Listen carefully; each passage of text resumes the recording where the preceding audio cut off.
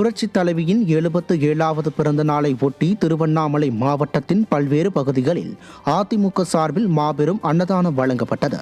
ஆரணி அருகே தெற்கு ஒன்றியத்திற்கு உட்பட்ட இரும்பேடு, எஸ்வி நகரம் ஆகிய பகுதிகளில் ஒன்றிய கழக செயலாளர் ஜி.வி. கஜேந்திரன் ஏற்பாட்டில் நடைபெற்ற நிகழ்ச்சியில் மத்திய மாவட்ட கழக செயலாளர் ஜெயசுதா லட்சுமிகாந்தன் கலந்து கொண்டு பொதுமக்களுக்கு அன்னதானம் மற்றும் நலத்திட்ட உதவிகளை வழங்கினார்.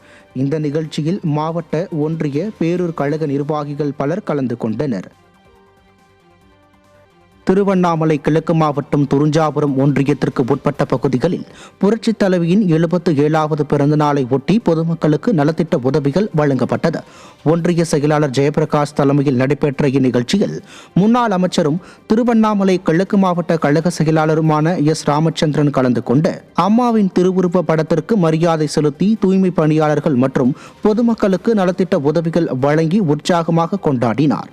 இந்நிகழ்ச்சியில் முன்னாள் சட்டமன்ற உறுப்பினர் அரங்கநாதன் உள்ளிட்ட ஏராளமான கழக நிர்வாகிகள், தொண்டர்கள் கலந்து கொண்டனர்.